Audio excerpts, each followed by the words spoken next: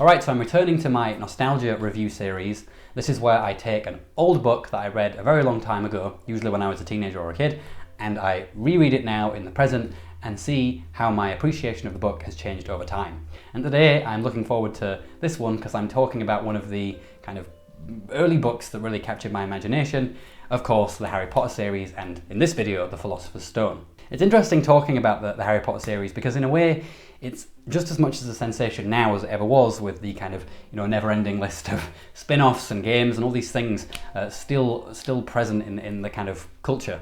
So it was interesting to go back to the beginnings of all of this and read it again for the first time and see whether it had the same magic that it had then. And I want to talk later on in the video about why I think Rowling's work has captured so many imaginations and why it captured mine specifically. But before I do that, I want to talk a little bit more about the book and what I think of it and how my thoughts have changed over the time. So Harry Potter and the Philosopher's Stone tells the story of Harry, who is an orphaned boy who lives with his aunt and uncle, the incredibly boring and incredibly abusive Dursleys.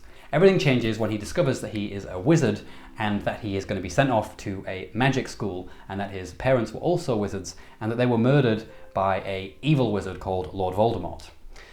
The Philosopher's Stone focuses on Harry's first experiences of Hogwarts and the world of magic, and its main plot revolves around a plot to steal the titular stone, and Harry and his friends Ron and Hermione get involved and try and investigate, work out who it is, and defeat them. I'm not going to lie, even when I was younger, the Philosopher's Stone was never one of my favourite Harry Potter books. I always preferred the Chamber of Secrets, which I will talk about in the future, to this book. And I don't really know why that is the case. It's not that I didn't like it, but yeah, it was never one of my favourites. And rereading it, it was pleasurable. I really enjoyed it, and I noticed a lot of things that I didn't notice back then. But a lot of them are somewhat negative sometimes, but not always. So let's focus on the good things first. So first of all, I think Rowling just has a great sense of humour. And one thing that I noticed a lot more on this reread was how sarcastic Harry is, and how almost bitchy he is at times. He does have a very snide sort of sense of humour, and he, in his narrative voice, he's not really above being pretty damning to people that especially people he doesn't like. And that was something that came out a lot. And I think Rowling's humour, if memory serves, gets even better as she goes on in the story. Also, just Rowling's ability to create a sense of wonder and magic in terms of the things she invents. The magical worlds, the names for things, the characters' names. They're not quite on the level of Dickens, but they do sort of evoke that Dickensian feel because they use lots of... I don't think Dickens uses alliteration so much, but the kind of Daedalus Diggle, names like that are just sort of whimsical and fun, and they also tell you a little bit about the characters themselves. And sometimes some of these names I actually appreciated for the first time, like Cornelius Fudge. I didn't realise, Fudge is in like fudge it, and he's a useless minister for magic. So some of them I didn't notice at the time, but have seemed to sort of notice them a bit more as time has gone on. Now, some people say that is actually a criticism of Rowling's book, that you can sort of tell what a character is going to be like just because of their name, and it's kind of amateurish. I don't know if I agree with that. I think she does it because she wants to create this sense of whimsy, and it's humorous and engaging, especially for a childhood audience. You really want to capture their attention, and a really good way to do that is with names like that. So I don't think it's necessarily a flaw, especially not in a children's book. One thing that I would say that I did notice more this time and didn't appreciate when I was younger is Rowling does engage with a lot of cliches, and sometimes she just uses the cliche. She doesn't do anything interesting with it, she just uses it. So for example, the villain characters, like the Dursleys for example, they are just really stereotypical suburban, boring types. There's not really much to them outside of that. And while it's fine to, reduce especially secondary characters to some stereotypes if you just want to kind of have fun, it's not all that interesting, especially when it's a stereotype that's been done to death. So, and that's also the case with like Crabbe and Goyle, and even Malfoy to a certain extent, at least in this book. Now, I do think it's true that as the novels progress, the characters do become a lot more nuanced, which makes sense because obviously we have more time to engage with these characters. But I do find that in the Philosopher's Stone, a lot of the secondary and tertiary characters, even like Professor McGonagall, they're just very standard. She's the stern head of, deputy head. Like, of course she is. So I do find that is lacking, especially in the Philosopher's Stone. And I do think she gets better, like I say, as the books go on. But you know, in this book, you know, you don't want to engage with cliches too much. I do like the principal three characters though, and I think that their relationship right from the beginning is engaging. Even if the kind of general setup of, you know, you have the smart one and the leader and the kind of comedic, sort of semi-stupid, but not really, I don't think Ron is stupid really, but, you know, the comedic one who's not as bright, or at least school bright, as the other two. Nevertheless, I do think they have a very good dynamic with each other, and it is their friendship that really is the thing that glues the story together.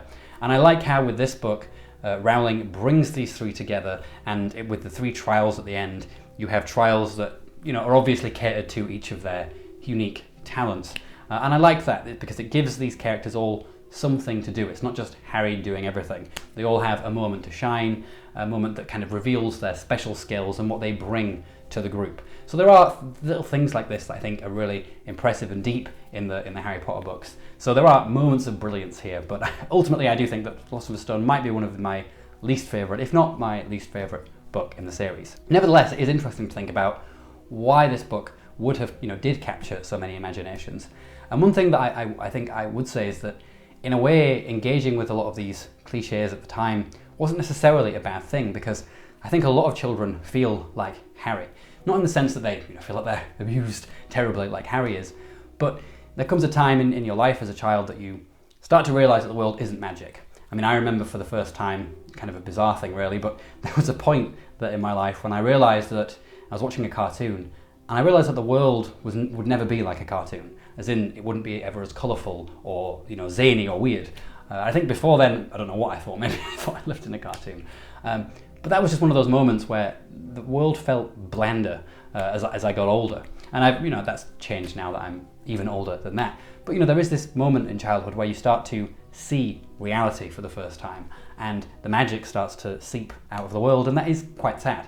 And I think what struck me, at least with the Harry Potter books, and maybe more generally, is that you have this kind of archetypal thing. You have this mundane world at the beginning where everything is just completely bland and completely boring, and you know, your life's kind of, you know, dull.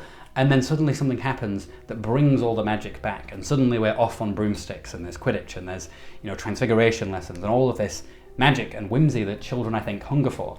I think it's why a lot of successful children's novels do this. Think of the Chronicles of Narnia. Again, it's a story in which you have the very mundane world with the four children, and in this case, they don't have abusive parents, but they are living under a war, and they have to go away, and suddenly they find themselves in this mysterious, magical world, and that's wonderful. And I think it's just something that really grips children, that kind of story from mundane reality to something mystical.